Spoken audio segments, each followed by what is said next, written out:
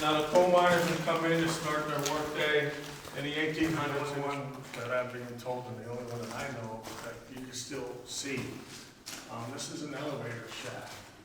They started this in 1900. That's one piece of timber up there. It's a solid piece of wood. That goes up to the outside. Put your hand on the rail.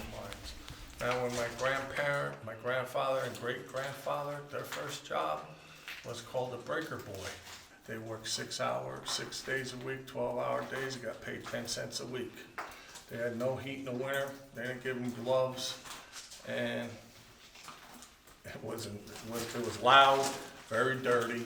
Their job, the coal went between their legs. They had to pick it out, the rock, or anything else that wasn't coal, as fast as they could.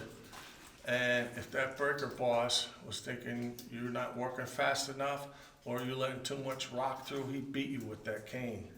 There's no laws back then.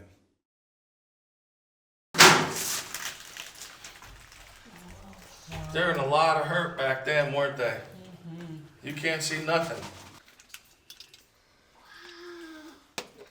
That's all they got to see. Wow. So imagine working in here for 12-hour days, and this is all you saw for 12 hours. Wow. That's all the lighting you got. Now you had the partner, so it might be a little bit brighter. But you did this for 12 hours. Now it's winter time. Starting time, and to this day, you start inside at 5 a.m.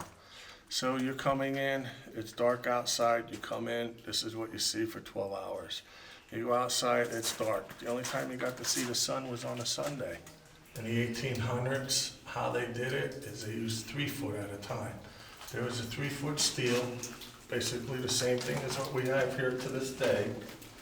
And your partner and you, one of you are holding that steel as the other one's swinging a 20-pound sledgehammer as hard as you can, and he's hitting the end of it. He's hitting it, turning it, hitting it, turning it, hitting it, turning it, until you can get that steel 3 foot into the rock. Then you tamper it with the black powder back then. You tie your fuses together, you take your helmet and you light it because you had an open flame, and then you ran. And his job was to get that mule, to get that car in and out of the mines, underneath the chutes to fill up the cars. He also had to clean up his mess. And they would dangle something so the mule would want it. The mule would walk thinking he's gonna get that food, and that's how they got the mule to move. When you got the mule to where you wanted him to go, you fed it to him.